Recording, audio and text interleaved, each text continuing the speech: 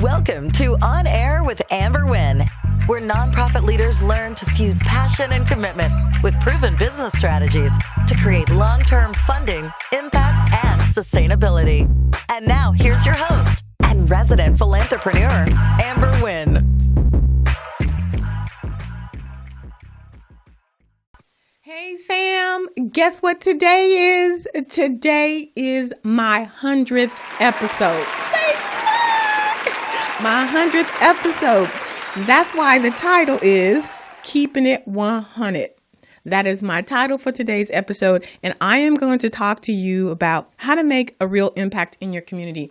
And the focus is going to be my story, because a lot of times people see the end game and they think, especially with social media being the way it is, just looks so easy. Let me tell you, I have been on this course for quite some time. When I started out working with nonprofit organizations as my side hustle, right? Single mom, needing some, extra dollars, sharing my knowledge, but getting paid for it.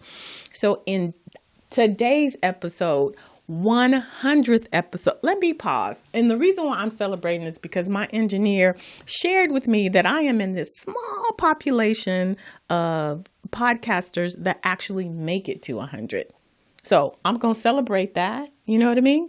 And I'm going to tell you how I've been able to make it to. And I'm just going to go ahead and throw this plug in right now. It's not because I downloaded some streaming software and I do this at my house. It's because I have an amazing engineer. Hey, Poetess, over here at Morris Media Studios in Los Angeles. And if you're interested in doing your own podcast, you better bring yourself on over here, because that is one of the reasons why I have been able to make it to my 100th episode, because I'm not doing it myself. All right. I thought I would just go ahead and throw in that little plug, because that is real as real can get. Today, we are talking about keeping it 100, and keeping it 100 is about how to make a real impact in your community. So when we come back, we're going to talk about Amber's journey. If your grants aren't getting funded, it could be because the funder can't see how your programs are making an impact in your community. Get the How to Demonstrate Impact workbook to quantify the work you're doing in your community in a way that a funder can see a potential return on their investment. Funders need proof that your organization will use their grant dollars to improve your community. That proof is called impact, and impact is quantified through measurable outcomes. Leverage my 30 years of program development experience to help increase your chance of securing funding. Order your copy today. Welcome back to On Air with Amber Wynn, where today we are celebrating my 100th episode, and I'm talking about how to keep it real and to make real impact in your community. So I really just wanted to share my story because, right now, listen, I've got my branded, polo shirt. I've got 100 episodes in. If you go to my website, I've got testimonials. It just looks really good, right? I've got a course that I'm selling. I've got workbooks. It looks really good. And it should, because I worked hard for it, right? But sometimes we get caught up on the appearances and other people's success. I just want to start by saying to anybody out there who is struggling with their business, whether it's nonprofit or for-profit, if you're a consultant, you're an executive director, I just want to share with you some personal insights, because this journey has not always been easy for me. As a solopreneur, I haven't had, I didn't grow up in a family where there were a whole bunch of business owners. My dad was a welder, so he couldn't really talk to me about, nonprofit consulting. He had a trade. And so I have been trying to figure my way through this. I am a nonprofit veteran. I've got 30 years of nonprofit experience as as a programs administrator, so I can develop programs, right? As a grant writer, so I can fund programs, yes? As an executive director, so I know about overseeing programs. As a board member, as a funder, so I understand the perspective of a funder in giving out, and I use all of that experience to support the most amazing people on the planet, my nonprofit founders and executive directors. But when I tell you there's a difference between fundraising knowledge in running a nonprofit consultant, it's the same thing I say to you as nonprofit founders. There's a difference between doing outreach and running programs and running a nonprofit organization. They're two different things. And I think sometimes when we start our nonprofits, you think, oh, I'm going to make a difference in the community. I'm going to run these programs and the grants will come to me. That's not the case. That's not how it works. Well, it was the same thing with me starting my consulting firm. Well, I've got all of this, knowledge about nonprofits. I'm just going to just share it with my community. But guess what? I had all of this knowledge, no real pathway on how to connect with my community. Like, how am I going to get access to these individuals who need my content? I did a blog for a while, but because I was an English major, it was taking me way too long to write the blog because I would change it and I didn't like it. And so that meant I wasn't getting it out every week. And it wasn't until I started doing podcasting that I'm like, oh, okay, well, I can just freestyle and talk and be real and have a conversation with my community. So I discovered that podcasting works for me. Right? On your journey, you've got to discover what works best for you. There has been so many challenges, like setting up my platforms. I have a membership site, finding the right platform for that, the right payment method, finding a technology person, because as we know, Amber sucks at technology, finding someone who can build all that out. Then, as a solopreneur, everything falls on you. And my nonprofit executive directors, I know you can relate to this because when you started your nonprofit, you had no idea you were starting a business. And so now you are the grant writer and you are the bookkeeper and you are the person delivering the programs and you're out there networking and you're writing the reports. You are everything. That has been the same case for me. And so what I can tell you is, having similar experiences, having gone through what you've gone through, the reason why I'm here today, my 100th episode, 30 years in the game, is because I've always focused on delivering quality programs. I've always focused on the most important person to me on the planet, which is you, the nonprofit founder and executive director.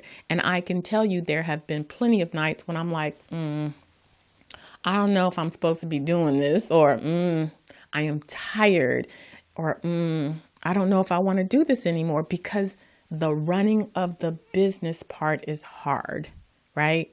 And so what I had to do is put myself in a space where I wasn't trying to get on a webinar, learn how to do something, and then do it. Because what I realized is that I was spinning my wheels, trying to learn something and do it myself, when I can generate revenue to pay someone to do it. I pay my engineer for my podcasting because I'm not trying to learn how to work the board, and I'm not trying to learn how to edit, and I'm not trying to learn about the mics and the lights I ain't got time for that. I want to focus on getting information out to you, right? Same with building out my marketing. I'm not a marketer, so I generate enough revenue to pay for a marketing person. I invest in my business, and that is how I have been able to grow exponentially over the past 5 years. I've gotten a coach. Coaches are important because they are subject matter experts. They've done what you've done, and they're here at this caliber. And when you work with the coach, they bring you faster, quicker, more efficiently to your goal. Because I was an executive director, and I struggled and I had challenges and I overcame those challenges and I created processes and I created products, I can help you get to your goal a whole lot faster. So what I'm saying to you is, people try to scrimp and scrape and get by. And as I said on a previous episode, we've got big problems, so we need big solutions. I don't want you spending all of your time trying to save $10. And you end up wasting $10,000. You need to invest in you so that you can do what you started your nonprofit to do, which is to make an impact in my community. That's why I started my consulting firm. I know what it feels like to struggle. I know what it feels like to not feel seen and supported. As an executive director, it is a lonely place, especially if you're a founder. And so my purpose of being here is to support you. It's to give you real information. It's to give you information that you can utilize and implement right away. It's not to do this tap dance where you're guessing, right? It's to give you that roadmap that is straight. Point A, point B, point C, point D. Because I know the work that you're doing is making a difference. I don't want you to get burnt out before you get to point F. I want you to go the full course. I don't want you to have your nonprofit as a hobby. I want your 9 to 5 to be your nonprofit. And the way that that's going to happen is you've got to make the same salary or more that you're making in your 9 to 5. So you've got to put things in place to make that happen. It's not a matter of just writing grants. I could write you a grant for $1 million every year, and that would not make your organization sustainable. You don't believe me, huh? I could literally write you a grant every year for $1 million, and inevitably something would happen in your organization that would disrupt your running of a successful nonprofit. You know why? Because a nonprofit is a business, and a nonprofit business is governed by entities, not just the IRS. Yes, the IRS on the federal level, but you also have the Secretary of State. You also have the State Franchise Board. You also have the Attorney General's office. All of these agencies are authorized to do something with your organization. But if you don't know that, you could misstep. You not filing with the Attorney General's office can get your tax exempt status revoked. You not filing biannually with the State Franchise Tax Board could get your tax exempt status revoked. You not filing your 990s every year for 3 years could get your tax exempt status revoked. So do you see that? If I write you a grant for $1 million and you don't know all of those behind the scenes compliance requirements, you still are going to lose your tax exempt status. So when I say you don't need grants, I'm not saying you don't need money. I'm saying that grants are not your problem. Your problem is knowledge, right? You don't know what you don't know. But once you know, then yes, you get those grants and you get the other 9 streams of revenue that's going to help catapult your organization into long-term sustainability. I'm not into these little quick fixes. I am into long-term sustainability, which means you're getting the salary that you need to run your organization. Why am I sharing this all with you? Is because, again, there is a process. And some people aren't comfortable with telling you about the bad parts, right? I wish people had told me about the bad parts because I would have made different decisions. I want your decisions to be informed. Primarily, I want you to understand that a nonprofit is a business. It's just a business with a philanthropic purpose, and you need the knowledge of how to run a nonprofit in order for you to be successful. I had to gain the knowledge of how to run a consulting firm in order to be successful. And it ain't been easy, y'all. I've had maybe 4 coaches. Seema was in India and she helped me to build out my segmentation, my avatar, right? Had Danielle, she's in Atlanta. She helped me to build out my website. I've had I've had so many dang coaches. Oh, Natalia helped me with my automation.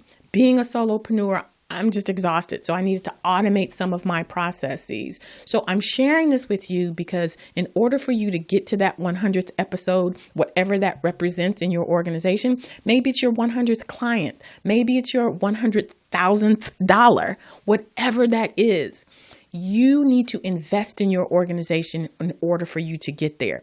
Because when you have those nights, when you can't pay those bills, when you think you're going to, shut down your doors, there has to be a reason for you to keep going. And it's not poverty. It's not, how I'm going to get somebody to donate. Your focus is making an impact in your community. That's what keeps you going, because that's what keeps me going. But I'm here to say that that's not enough. You need to invest in your organization so that you can get to the place you want to get. Not just quicker. I don't think you should spin your wheels, but there's something to say about the time because you learn new things, but to be efficient and to be effective, right? I don't want you to continue with your nonprofit as a hobby. And if you're working a 9 to 5 and then doing your nonprofit, I'm going to say that your nonprofit is a hobby. And we don't want that. We want you to work your 9 to 5, generating the same salary that you would generate. If you were actually just working one job, your 9 to 5, because that's my goal. I started off, as I said at the beginning of the segment, where I had a 9 to 5 and I took up some clients on the side. And once I got stable, once I understood what it, I thought I understood what it took to, generate regular revenue, I let go of my 9 to 5. And that's what I want from you. And so you're saying, oh, Amber, that's great. What am I going to do to get there? Guess who has the answer for you? I have created a whole course just to teach you how to run a profitable nonprofit. It's going to get you from point A to point Z and beyond. Because as I said before, I created it because I was in your shoes. I wish I had for me what I've created for you guys, because it's going to get you to that place. Yes, it's going to teach you how to generate revenue, but not just grants, 10 different streams of revenue. It's going to teach you about HR and marketing and how to be an effective leader and how to write, good grants and, how to build out your infrastructure. All of that is designed for you. Why? Because I want to make an impact in my community. That's what I have for you. Let's take a look at this amazing course that I've created just for you. Are you struggling to fund your programs? Can't get a grant to save your life? Most consultants will share the what of how to start a nonprofit or how to fundraise. They may even share the why, but they don't share the how, because that's where they make their money.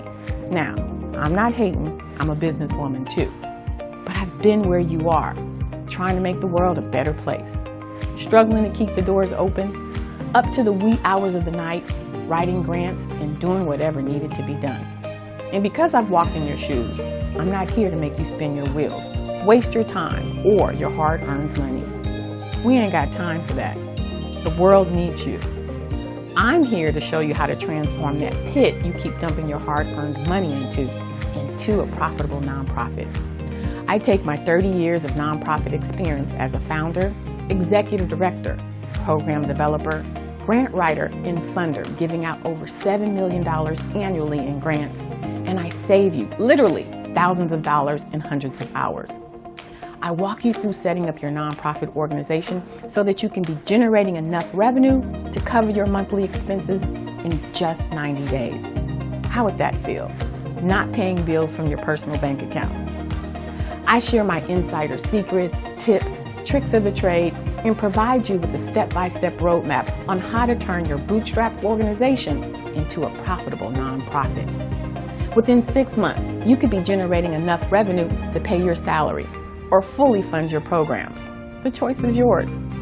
But you have to get the blueprint. And it took me 3 years to develop it, but it's here and it's going to change your life. Join my other successful clients who are just like you, full of passion and determination, but they had no idea all that it takes to run and fund a successful nonprofit. Now they're winning grants and drawing a salary, and they know what it is that they're supposed to be doing to run a successful nonprofit. They're no longer making it up as they go. They have the roadmap, and they're clear about next steps. And I want that for you too. So what do you get in this course? You'll walk away with knowledge, products, processes, and systems. Not just a bunch of promises, but exactly what you need to turn your organization into a profitable nonprofit. I promise, you don't need grants. What you need is a solid infrastructure. And this course is going to give you all of that and more. And what's more, it comes with a money-back guarantee. So go ahead, click the link below to register for this course. Welcome back to On Air with Amber, where we are celebrating, y'all, our 100th episode. I have to say, I didn't know that I would make it here, but I am here and I'm so excited. I'm excited to be in community with you. What I'm thinking is 100 episodes. That's a lot of information. That's a lot of content. But here's the truth. What I'm talking about is not how to write grants. I'm not talking about how to build a collaboration. No.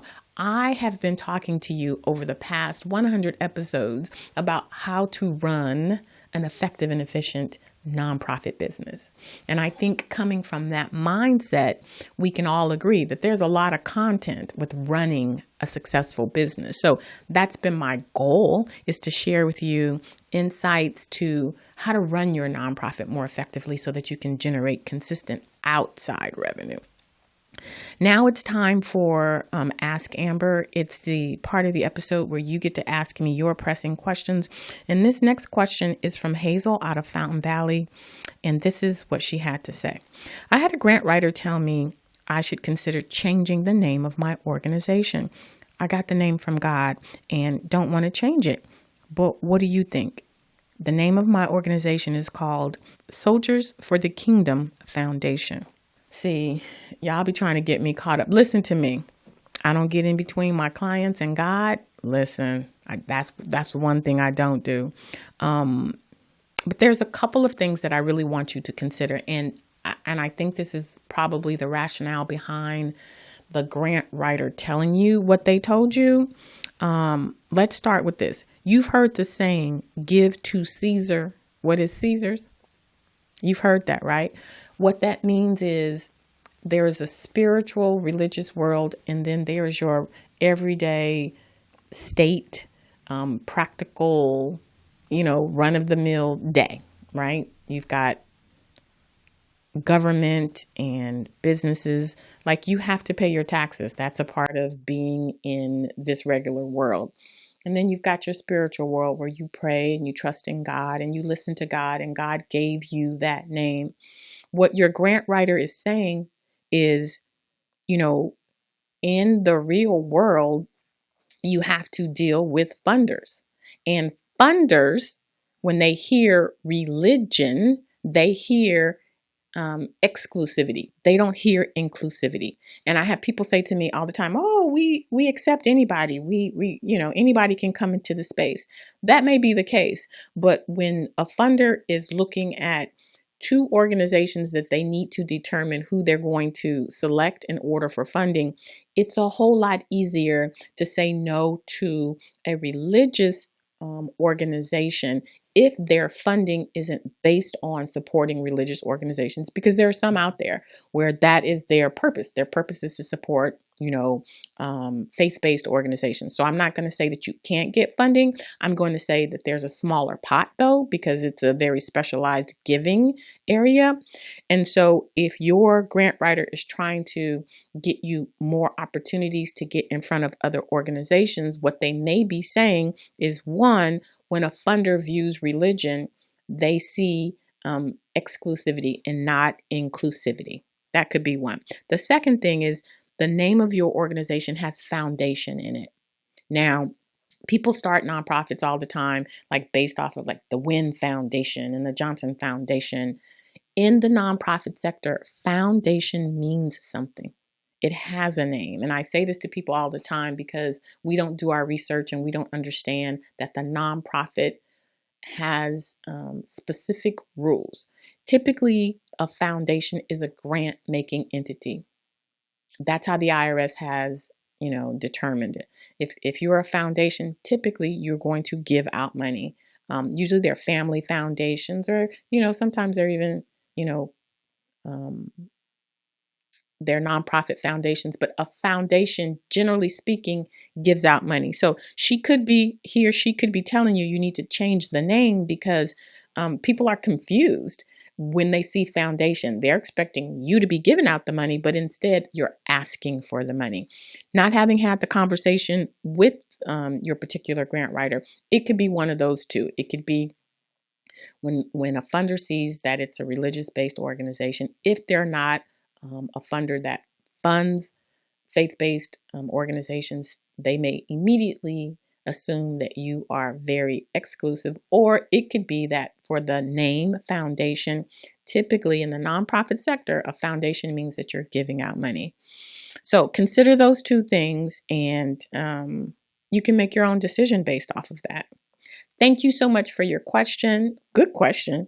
If you have a question for me that you're not certain about, you'd like a little bit more clarity around, feel free to reach me on any of my socials. I'm on Instagram. I'm on Facebook. You can reach out to me on my website. Hey, you can email me at amber@amberwynn.net. But I'm here for you. So be sure to, submit your questions. Next, we're moving to my most favorite part of the episode, when I get to shine the light on the most amazing people on the planet. That would be you, my nonprofit founders and executive directors, because you work hard in the community. And this episode is the last part in our four-part series, speaking with Kim Watson of Project Joy. So let's wrap it up, guys. Part 4 of Project Joy.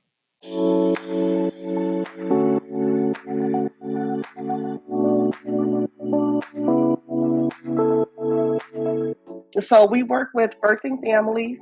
Particularly, we focus on African American or Black families here in the Antelope Valley, and that's due to the high disparities that we have in maternal and infant mortality rates, which a lot of folks are aware of. So we really support the movement for birthing justice and for equity. One of the things I'm really proud to mention in that regard, and we just launched a pilot with a collaborative that we co-founded called the Black Maternal Alternative Care Alliance. So under the Alliance, we have a birthing choice scholarship. And I'm super excited about it because it's empowering Black families, Black women, birthing women, to make that choice. And so removing finance as an obstacle or as a barrier allows us to decide how and where we want to give birth, whether that's a home birth, a birthing center, a hospital, but with a doula, someone who can advocate and be there as a supporter. But the key components for the Birthing Choice Scholarship, like I mentioned before, we focus primarily on Black birthing persons, our moms, and that's because of the high disparity rates. And so we're looking for that. Do you self-identify as Black? Are you a birthing person? Are you interested in alternative care? So that alternative care, I'll break it down quite simply as 3 points, 3 bullets. Are you interested in having a home birth? Are you interested in delivering your baby in a birthing center, with a midwife? Are you interested in a hospital birth? That's okay. So if you're choosing a hospital birth, well, are you open to having a doula? So that would be something that we could support, helping to cover the cost or most of the cost for a doula. And then if you for some reason don't qualify, Project Joy is a resource connector. A big part of what we do here, outside of the programming that I mentioned to you, a big part of what we do is resource navigation. And we are a state trusted messenger, meaning we do a lot of outreach events and pop-ups, health clinics, and things of that nature. So my point is, if you don't qualify for the birthing scholarship, we probably could still connect you to a resource or to someone that can aid you.